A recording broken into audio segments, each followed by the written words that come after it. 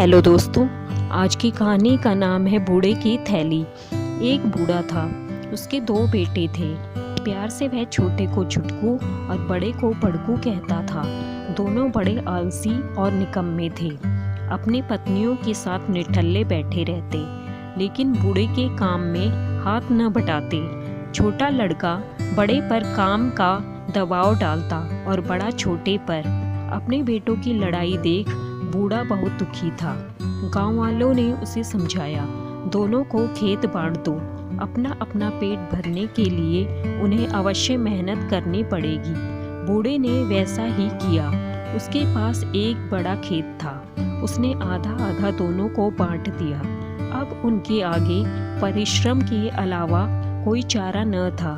बूढ़ा 1 महीने छुटकू के साथ खाना खाता और 1 महीने बड़कू के साथ।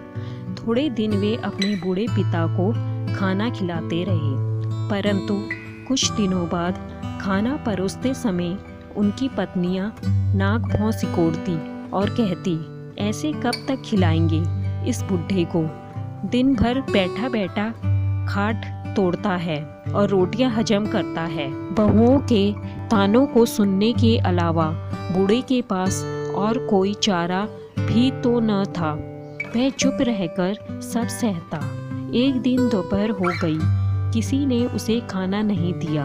वह भूख से बिलबिलाता हुआ बोला, खाना दे दो बहू, आज खाना नहीं बचा है, शाम को खा लेना।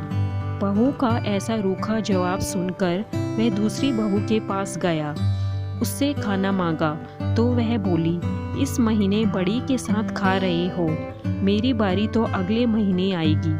बूढ़े ने घर छोड़ने का फैसला कर लिया।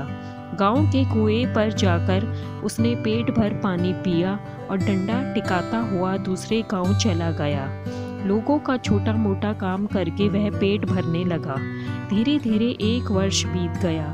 उसे अपने बेटों का हाल जानने की उत्सुकता हुई तो वह पुनः अपने गांव आ गया।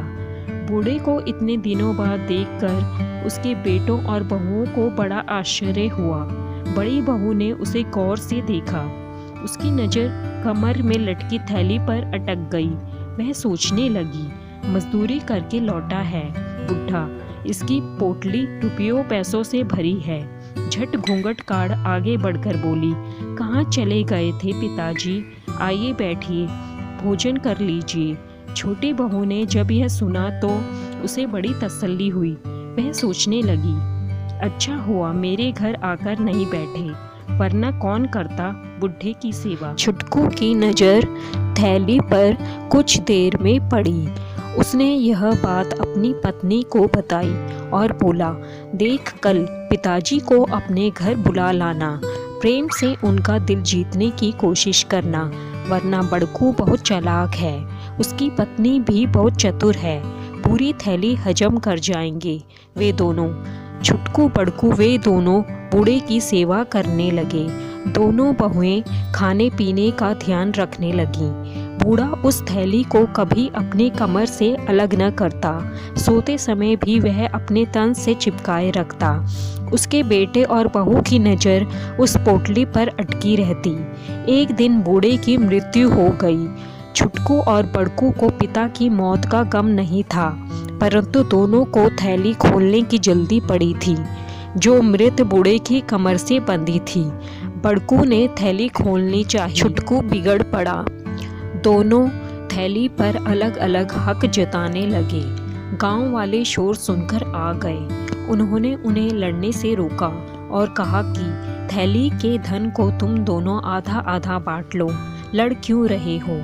गांव के सरपंच ने थैली को खोला तो सभी दंग रह गए। उसमें मिट्टी, कंकड़, पत्थर के छोटे छोटे टुकड़े पड़े थे। छुटकू बड़कू एवं उनकी पत्नियां गांव वालों के सामने मुंह लटकाए खड़े थे और थैली में भरे उन कंकड़ पत्थरों को देख रहे थे। सरपंच बोला, मूर्खों, तुम्हारा पिता एक अच्छा इंसान था, परंतु तुम्हारे दुर्व्यवहार ने उसे यह कपट भरी थैली बांधने को मजबूर कर दिया। तुमने जो बुरा व्यवहार उसके साथ किया था, उसका फल तुम्हें मिल गया। उठो और अपने पिता के अंतिम संस्कार की तैयारी करो। दोस्तों, आपको यह कहानी पसंद आई तो प्लीज़ इसको लाइक, शेयर और सब्सक्राइब करना ना भूलें। धन्यवाद।